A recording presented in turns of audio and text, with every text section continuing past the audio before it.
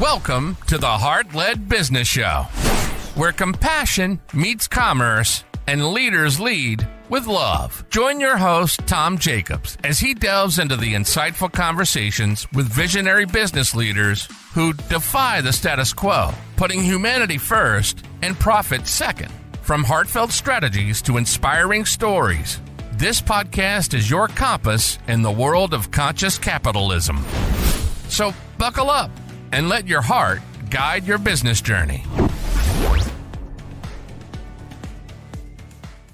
All right, ladies and gentlemen, business bosses and all those with hearts as big as their dreams, welcome back to the show. Today, we're diving deep into the world of holistic health and business with none other than the fabulous Dr. Daemon Jones. Dr. Day is not your average naturopathic doctor. Oh no, she's on a mission to revolutionize how women approach health and wellness, all while juggling the chaos of modern day business ownership, from balancing chakras to balancing checkbooks. Dr. Day does it all. She's like a superhero in a lab coat, armed with herbal remedies and a killer sense of humor. So grab your green smoothie, kick back, and let's welcome the doctor with a big heart, as big as her smile, Dr. Daemon Jones. Dr. Day, welcome. Hey, Tom. Thank you for having me. So good to see you again. Thanks for taking the time out and to share your experience of business ownership, especially with heart-led business ownership. And I always like to ask guests first off, what's your definition of a heart-led business? So it's such a good question because I would say I got into naturopathic medicine because I was a patient before as a doctor. And I saw what the doctor was doing. I was working in corporate America. You know, I drive like an hour plus every single day. I was 24. I was crying on my way to work. So I really didn't feel like I was in the right place. And then I met this woman and everything she said helped me feel better. You know, my digestive issues went away. My skin issues went away. My insecurities, I started to feel more confident because I felt better. I had more energy. And my thought processes about work went from, let me just find a job where I can make a lot of money, because I was working at one of the top consulting firms in the country, to something that made sense to me, that I felt called to do, that I felt like I could make a difference in the world. So I think heart-led businesses come from that place of someone having an experience and wanting to make it better for everyone else who's had that same experience. But you still have to run a business, which means you have to understand how to make sure that you're making a profit, whatever that is, so that you and all the people that work in your business can get paid appropriately so that they could live the way that they want to live. So I think the heart-centered business has the combination of both of those components working on its behalf. So how is it that you are able to juggle both of those and still kind of manage your integrity? Because, you know, we have a choice when we're doing a business. We can focus on the profits only, and just, you know, like big pharma or whatever, and not really care about the people as long as they're paying us, versus, you know, the heart-led, where kind of your definition, you're putting that person first and then hoping, and hopefully by design, the profits will follow. Yeah. Where's that for you? I think the first thing that is important for me, and I think it for so many people, is integrity. So I think people that have the heart-centered businesses come from a place and a space of wanting to make sure that other people or people that engage in the business get something out of the business. So I think for anyone, you have to figure out what's your why, right? Like Simon Sinek says sometimes, right? That you have to figure out what is the thing that's important to you about why you're running the business. And it can be heart-centered, it could be service-oriented, you know, whatever that is. So for me, I think that people's health is deeply personal. And I think people have a combination of emotional components along with physical ailments that are coming into play. So when I decided that I was going to move into a business, I did not know how to run a business, right? I just was like, oh, I'm going to be able to work part time and I'm going to be able to like spend time with my family and I'm going to help people and that's going to be great. And so it was a rude awakening to see that if you don't have systems in place to allow you to move away from your business to have the other things that are important to you, then the business is running you.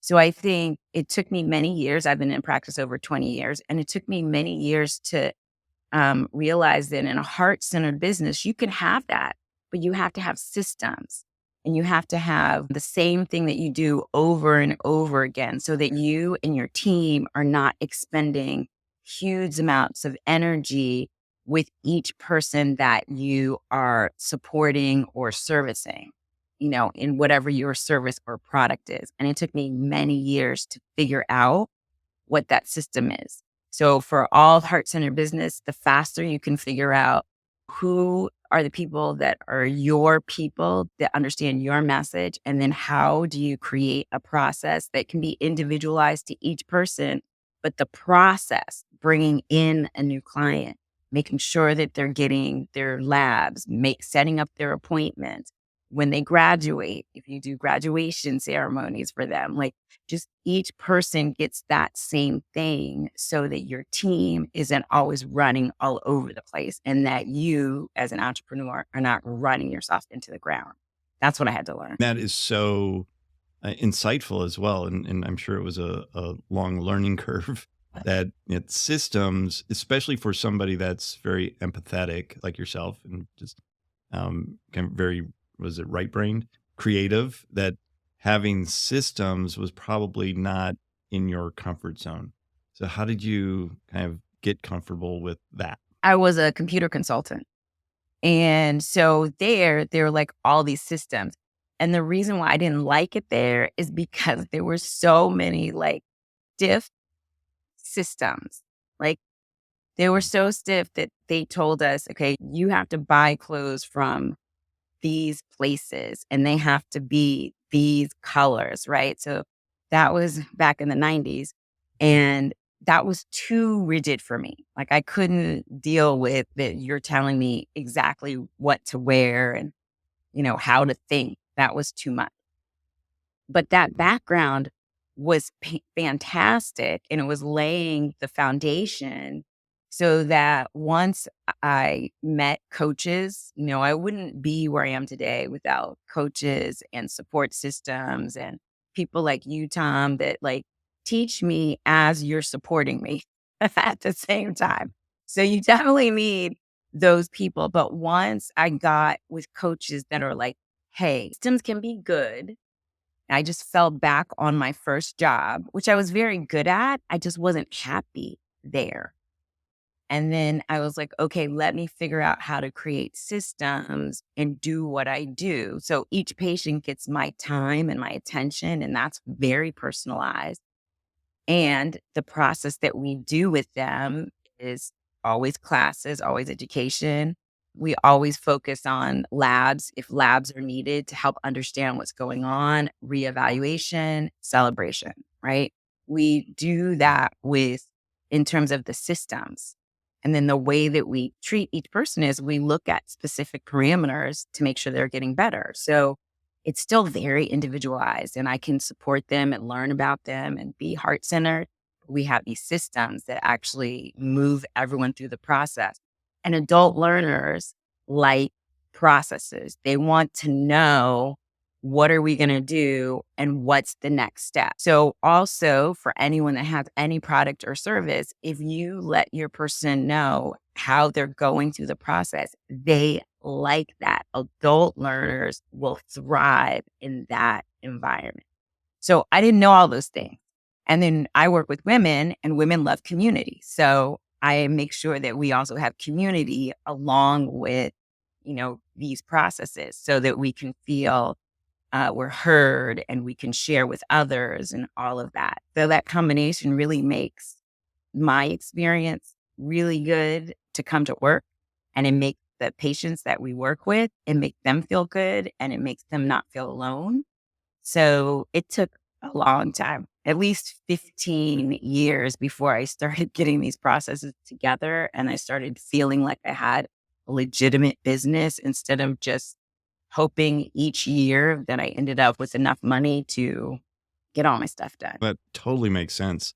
You had mentioned something a little bit earlier about that personal connection with the patient or with the client, and how can you, and maybe I'm putting words in your mouth here, but you're, because you're heart centered, you're putting a lot of energy into that relationship. Yes. So, and I sometimes that can maybe cloud the relationship a little bit. And for the heart centered practitioner, you're putting a lot of energy and you're not putting that back into you.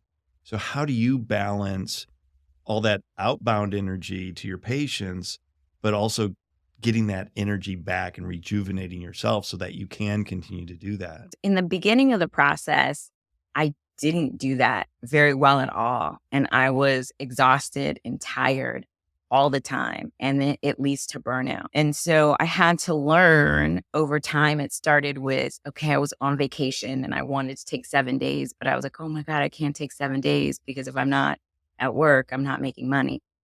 And so it would be like 3 days, like I was doing all these crazy things. And then the biggest thing, which I've already shared with you and I'd love to share with everyone else is, at the end of last year, I was really just exhausted and tired. 2023 was a challenging year professionally and personally. And one of my colleagues was like, you just need to take some time off. You've been doing this for 20 years. Do you want to keep doing it? Do you want to do something else? Like that's, what she said to me. And I was like, she said, you should take 3 months. And I was like, there is no way in the world that I can take 3 months off. Like none. I hadn't planned for it from a business perspective. I was like, what am I going to do with my patients? But I was like, I can take 3 weeks off. I could take 3 weeks off. And then when I started planning my trip, I ended up going to India. It ended up being 6 weeks was the amount that I was going to take off. And I was terrified to tell my patients. I was like, how am I going to do this?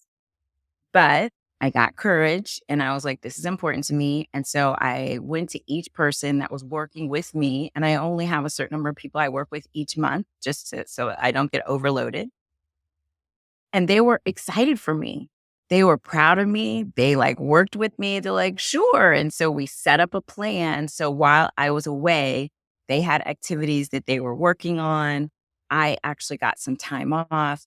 It was the hugest relief to just tell them the truth that I needed a break. I wanted to make sure they were taken care of. And they loved it. I loved it. It was an amazing trip. It was a trip of a lifetime. So many cool things happened. It was magical for me. But I think the biggest thing, and I'm glad I learned it now, I wish I had learned it earlier, is that you have to take time for yourself. You have to be willing to do that. And it's courageous and brave because you're not getting paid. If you're super smart and you set it up that way while you're away, everything is covered, right? That goes to the business processes and the systems that you can put in place. But it also let me know that in my practice that I have the type of people that are also full of heart because they were excited for me to be able to take a break. And they were glad that I did it. And they felt like I'm showing them something that they need to actually consider for themselves and their lives to really take a break as well. So that was a big lesson that I had to learn. Yeah, for sure. And it's almost like you're leading them as well and showing them that, hey, I'm a practitioner, but I also do what I tell you to do as well. And so you're living your own truth. And I think that's really beautiful. Yeah. It's cool. So what other kind of surprises have come up over the last 20 years of being in practice and being heart led that either were a good surprise or a not so good surprise for you? So I think, we've already talked about the thing that was the biggest challenge for me. And it wasn't unique to me, which is, you're heart centered and you want to do all these wonderful things, but you have to make sure the business run. Otherwise, it's not a business. So I think one of the biggest thing I've learned is surprise that I learned is the systems that at first I was really like, ugh, and the job that I was first in, learning those and understanding them and then implementing them made my life so much easier. And when I brought on other people into the practice, if you have systems, then they can understand what your systems are too. And so everybody can run on the same page. That was a hard lesson. It was an important lesson. And it was surprising that how important that those pieces are. Along the way, though, I've had so many beautiful experiences because I work with patients. I've had people, who have been in terrible distress, whether it was like mental, emotional distress, whether it was physical distress. They were terrified because maybe they were getting a disease that one of their family members died from, something like that. They realized that through looking at lifestyle, right? Nutrition, stress management, sleep, movement, like these kinds of things. And actually more important than sleep, rest. So looking at these lifestyle things and incorporating it into their lives, it makes their lives better. I am blown away every time, even though when I give the advice, I know it's going to help them. But when they take the advice and they bring it into their life and then their life improves and their voice improves and their body improves and their confidence improves and their self-esteem improves, that all those things happen by being clear about the goals you have for your life and how health is the vehicle to get you there. And that if you're willing to do it, and so many of my patients, I probably shouldn't even say this out loud. They don't even do what I tell them to do 100%. They just do it. Nobody does. Right. They just do it to the best of their ability and they feel better. Like that is the best surprise that I get every single time I talk to someone. And they're like, it's working. I'm better. That's the thing that Even at 50%. Even at 50%. But don't tell my patients that because I want everyone to do 100%. 100%, of course. Oh, that's awesome. So some big takeaways that I took some notes here from what you were saying is systems, even though we're heart-centered, systems enable you to actually be that heart-centered, heart-led practitioner and create a business that allows you to do that because the systems are always running in the background and you don't have to like make things up as you go anymore. As long as you have that system and that customer journey is kind of set, and then you're able to customize it for the individual customer. I think that was probably one of the biggest takeaways from what you just said over this time. Yeah. So why don't you tell us a little bit about how people can get a hold of you and if they're interested in working with you, how they can do that? Okay. So Dr. Day, all my friends call me Day in college, right? So here's the story. So because they called me Day, I was trying to be creative and I came up with the name of the practice, Healthy Days, like having a healthy day. And so my name is spelled D-A-E instead of D-A-Y. So Healthy Days is with an E. So trying to be creative, maybe I went a little bit over the edge, but Healthy Days is the name of my practice. So you can find me on Instagram. You can find me on Facebook. If you go onto LinkedIn, I write articles and talk about things related to what I do in my practice, like menopause and diabetes and women's health issues and heart disease. So these are the things that weight loss is huge, right? And sleep. So you can find articles that I write about that if you go to Dr. Daemon Jones, which is my whole name on LinkedIn, is how you can find me. And Healthy Days is the name of my website. So these are the ways that you can find and engage. And since the pandemic, I do everything 100% virtual. So you can also just give me a call or we can, work virtually or in classes. Again, women community classes. We have those as well. So that's how you can find out more about me. Awesome. And we'll put all those links into the show notes as well. Thanks. So again, thank you so much, Dr. Day, for taking the time out of your busy day and sharing your insight in being a heart-led business entrepreneur. And to all the listeners and viewers out there, just a reminder, if you could go ahead and rate and review this podcast, it helps spread the word a little bit and get more heart-led business people help that they need and that advice. So go ahead and give that rating and review on your favorite podcast application, whether that be Spotify, Apple, or wherever you find your favorite podcasts. You've been listening to the Heart-Led Business Show, hosted by Tom Jackobs. Join us next time for another inspiring journey into the heart of business.